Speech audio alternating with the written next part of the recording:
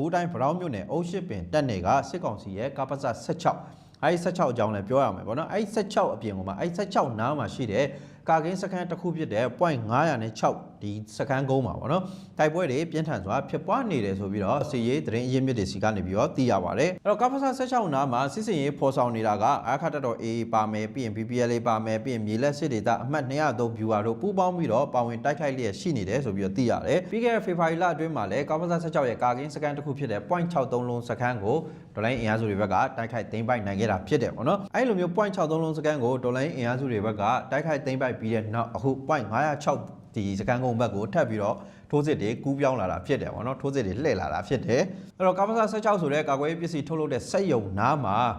ဒီ point ကုန်းအရေးကြီးတဲ့ point ကုန်းတွေရှိတယ်ပေါ့နော်အဲ့ဒါဘာလဲဆိုတော့ .506 စကန်ကုန်းရဲ့ .353 စကန်ကုန်း .268 စကန်ကုန်းဆိုပြီးတော့ကာကင်းစကန်ကုန်းတွေအဓိကကာကင်းစကန်ကုန်းတွေပေါ့နော်အဲ့ကုန်းတွေရှိတယ်အဲ့ထက်ကအခု906ဆိုရင်တိုက်ပွဲတွေပြင်းထန်နေပြီဖြစ်တယ်အဲ့တော့သိရတဲ့အတိုင်းပဲပေါ့နော်သတင်းကောင်းတွေဘယ်နေ့ကြားရမလဲကျွန်တော်တို့ဒါထိုင်ဆောင်ရုံပဲပေါ့နော်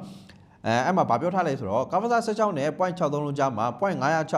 .353 .268 ဆိုပြီးတော့အဓိကခန်းစစ်စခန်း3ခုရှိတယ်တဲ့အခုလက်ရှိမှာတော့ .506 ဂုံးလို့ခေါ်တဲ့စခန်းကုန်းအနီးမှာတိုက်ပွဲတွေပြင်းထန်စွာဖြစ်ပွားနေတာဖြစ်တယ်ဆိုပြီးတော့စီရေးသတင်းရင်းမြစ်တွေစီကနေပြီးတော့ကျွန်တော်တို့ PPN ကိုပြောတယ်အဲ့တော့ကပ္ပစ16ကဒီအပိုင်းခက်စိတ်စိတ်ဖြစ်စဉ်နေတောက်လျှောက်ဆိုလို့ဖြစ်ပွားနေတာရှိတယ်ပေါ့နော်အဓိကတော့ရှေ့ပိုင်းမှာဆိုလဲဒီပေါ့နော်အဲ့လိုပြစ်ခတ်ခံရတဲ့ချိန်မှာဒီအထက်ထဲမှာရှိတဲ့စစ်ကောင်စီစစ်သားတွေထွက်ပြေးနေကြရရှိတယ်ပေါ့နော်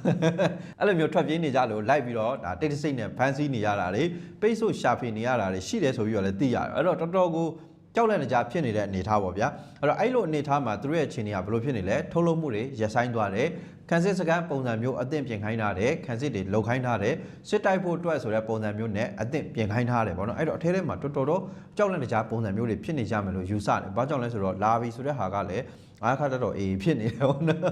ပြီးတော့ရောက်နေတာကလည်းကာကင်းစကန်တစ်ခုပြီးတစ်ခုသိမ်းပိုက်ပြီးတော့အခုဆိုရင်သူတို့အဓိကကာကင်း3ခုနေရာတဲ့ကတစ်ခုစီကိုရောက်လာနေပြီဖြစ်တယ်ဒါတော့ကြောက်တင်ပါတယ်ပေါ့နော်ဒီလိုကြောက်လို့လဲကပ္ပစ16ကိုခန်းစစ်ပုံစံမျိုးပြင်ဆင်ထားတဲ့အပြင်ကားကြီးကားငယ်အတွေ့အကြုံနဲ့စစ်အင်အားတွေလည်းဖြည့်တင်းနေတာဖြစ်ပါတယ်အဲ့တော့ကပ္ပစတစ်ခုကိုသိမ်းပိုက်နိုင်ဖို့အတွက်ကလည်းလွယ်ကူတဲ့အနေထားတော့မဟုတ်ဘူးကပ္ပစကအတိအတိုင်းပဲ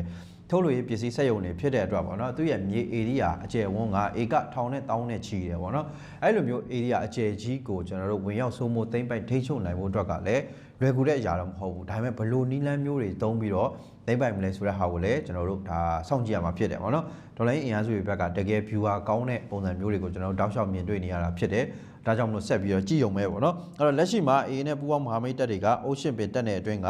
ညောင်6ကျေးရွာအနီးကပ္ပစ6နဲ့ခုနပြောတဲ့မတုံကျေးရွာအနီးကကပ္ပစ16ဒီစက်ရုံနှစ်ခုလုံးကိုတပြိုင်နက်ဆိုတဲ့ပုံစံမျိုးနဲ့ထိုးစစ်တွေဥတီလာတာမြင်တွေ့နေရတာဖြစ်ပါတယ်ပြီးတော့အားခတော် AA အကြောင်းပြောလို့ပေါ့နော် AA ကိုပထွေးမုံနေတဲ့ကောင်ပေါ့နော် AA ကသူ့ကိုဘာလုပ်ထားမှမသိဘူး AA ကိုပထွေးမုံနေတဲ့ဒီဘူးလက်လှဆွေပေါ့နော်ဒီကောင်အာချောင်ထားတာလည်းရှိတယ်အဲ့ဒါ6ရက်နေ့ရက်စွဲနဲ့သူအာချောင်ထားတယ်ပေါ့နော်အဲ့ဒါကကြောက်တော်ကိုဘုံကျဲတဲ့ဖြစ်စဉ်နဲ့ပတ်သက်ပြီးတော့သူအာချောင်ထား